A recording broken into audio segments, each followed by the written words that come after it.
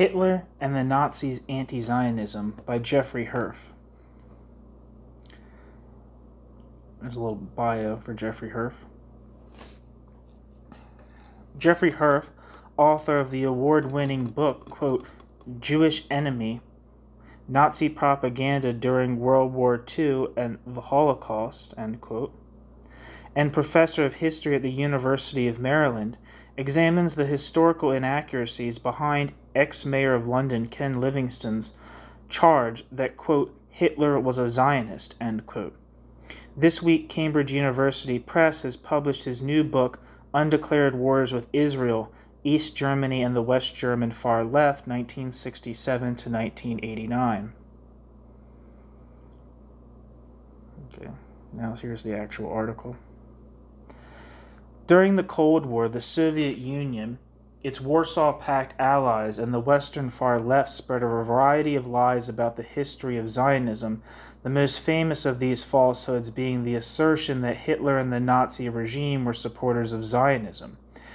It was a falsehood that fit well with another big lie of communist Cold War propaganda, namely that Zionism was itself a form of racism. If the latter were the case, it would make logical sense that racists such as Hitler supported Zionism. The fact is, however, that Hitler and the Nazis despised Zionism and did all they could to defeat it. Ken Livingstone, former mayor of London and a long-standing prominent figure of the British left, has now repeated the myth of Nazi support for Zionism. However, what was a required and standard slogan of the communist regimes, parties, and the Western Far Left during the Cold War now faces opposition from some members of the British Labour Party.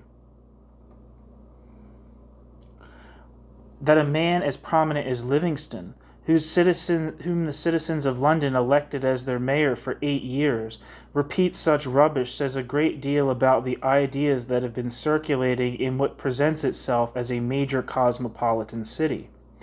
At least parts of Britain's left have sunk to the status of a provincial intellectual backwater.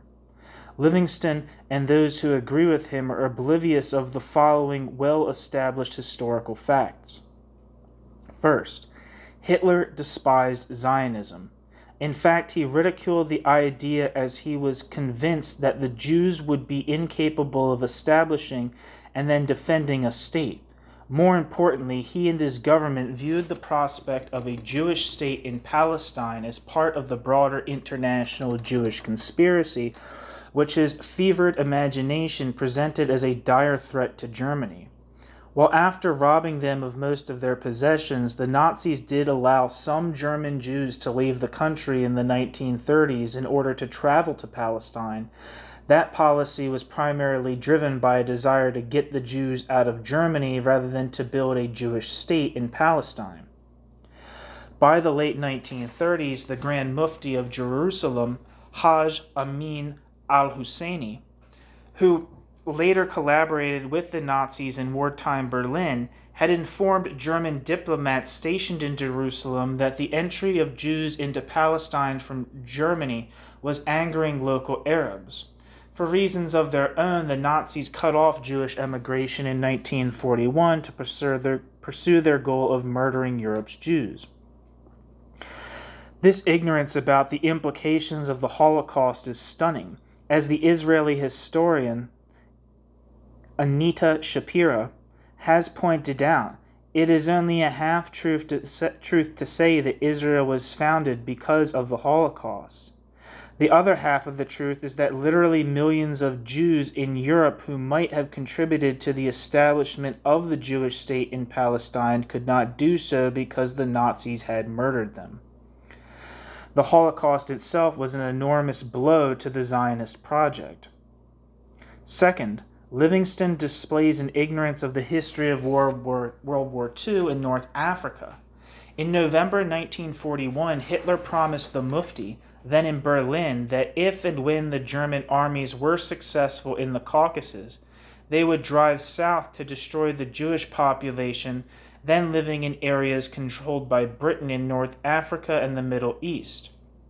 In the summer and autumn of 1942, German General Erwin Rommel's Africa Corps, drove east from Tunisia to be met by forces from Australia, New Zealand, and Britain at the Battle of El Alamein in Egypt. Nazi propaganda in those weeks and months urged Arab listeners to, quote, kill the Jews, end quote, dispensing with any distinctions between Zionists and Jews. As the German historian Martin Kuppers and Klaus Michael Malmann have demonstrated in Nazi Palestine, the plans for the extermination of the Jews of Palestine, it was only the Allied victory at El Alamein over Rommel's forces that prevented the arrival of SS units eager to carry out mass murders of Jews in North Africa and Mandatory Palestine. Livingstone appears unfamiliar with this glorious page in the history of British anti-fascism. While actions speak louder than words, Nazi propaganda aimed both at German audiences and at Arabs in North Africa, and the Middle East constantly denounced Britain, the Jews, and Zionism. The Nazi flood of anti-Zionist and anti-Jewish hatred is documented in my book, Nazi Propaganda for the Arab World, which the leaders of the Labour Party really ought to read. Nazi propagandists claimed that a Jewish state in Palestine would be a, quote, Vatican for the Jews, end quote. That is, a power center of an international Jewish conspiracy, thus a threat to Germany. They also argued that an Allied victory would be a victory for the Jews. They repeated lies that a Jewish state in Palestine would be a threat to the religion of Islam in the entire Arab Middle East.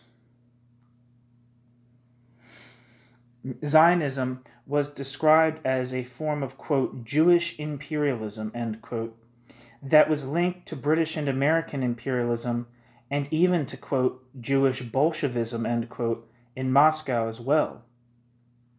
In the post-war years, neo-Nazis and Islamists in the Middle East viewed the establishment of the State of Israel as confirming these Nazi anti-Semitic conspiracy theories. In short, in both word and deed, Nazi Germany did all it could to ensure that a Jewish state in Palestine never would emerge. Livingstone appears ill-informed about the decisive role that British anti-fascism in World War II played in defeating Nazi Germany's efforts to murder the almost 1 million Jews of North Africa and the Middle East. One of the great successes of Cold War propaganda campaigns waged by the Soviet Union, its Warsaw Pact Allies, Arab states most hostile to Israel, as well as the Palestine Liberation Organization, was its suppression of the actual history of Nazi anti-Zionism, and even the role the Soviet Union played in helping to defeat Nazi anti-Zionism. In the immediate post-war years, before Soviet leaders sought to drive out Western influence in the Middle East and gain control over Western Europe's supply of oil from the region, the Soviet Union supported the establishment of the State of Israel. And after the, quote, anti-cosmopolitan purges, end quote, of the early 1950s, the history of Soviet anti-Zionism became as embarrassing the history of Soviet Zionism became as embarrassing as the actual history of Nazi anti-Zionism. Neither fit into the dogmas of communist anti-imperialism, which it appears have now filtered into some ranks of the Labour Party. Anti-Semitism, like all forms of racism and religious hatred, is built on lies and distortions about the past and present. Around the world, London stands for worldliness, cosmopolitanism, and often for an understanding of history. When the former mayor of this city reveals how little he knows about World War II and Britain's role in World War II, one has to wonder what has happened to the qualities that we admire in British intellectual life.